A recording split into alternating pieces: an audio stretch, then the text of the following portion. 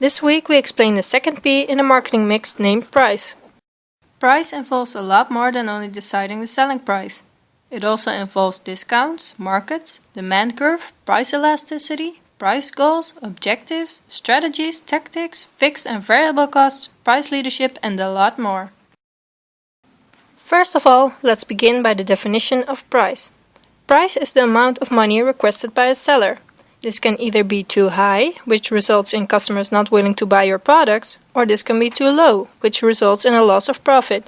In order to find a good balance, we can look at some factors that influence the price. The first influence on price is cost, which is quite logical when you think about it. Costs exist in fixed and variable costs. Let's start with the fixed cost. Fixed costs are costs that are made no matter the amount of production. For example, rent.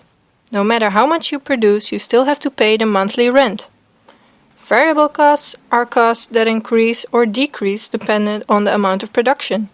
More production means a higher variable cost and vice versa. The second influence on price is the type of market you are in. There are 4 types of markets, starting with monopoly, which means that there is one major seller which controls the entire market. The second one is an oligopoly, who has few sellers which compete against each other. The third market structure is the monopolistic competition.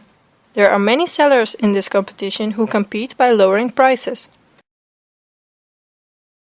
The third influence on price is the demand curve. A demand curve shows the maximum number of customers that will buy your product at a given price. By using the demand curve, we can find where the revenue is the highest. A higher price does not always mean a higher revenue. If you lose customers by increasing your price, this leads to a lower revenue. Therefore, the demand curve can help you in setting the perfect price for your goods. The fourth influence on price is price elasticity. A product can be either price elastic or price inelastic. If a product is price elastic, this means that a relatively small change in price causes a relatively big change in sales. Most likely, if you decrease the price of an elastic good, the revenue goes up.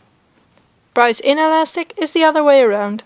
This means that the relatively big change in price causes a relatively small change in sales. But you are not done yet when you have set your price. Since the market is changing so quickly nowadays, you have to adapt your price regularly. Lowering your price is not the only tool we can use to keep the customers buying your products. Most often, companies use discounts in order to keep customers satisfied and not lose profit.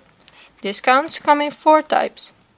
The quantity discounts, which means that the more products you buy, the higher the discount.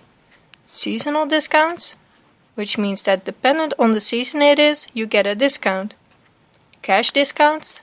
This means that the sooner you pay, the more discount you get. Lastly, the functional discounts. This means that getting a discount because you perform an additional function in a distribution channel. This was the explanation about price, and we hope you enjoyed it.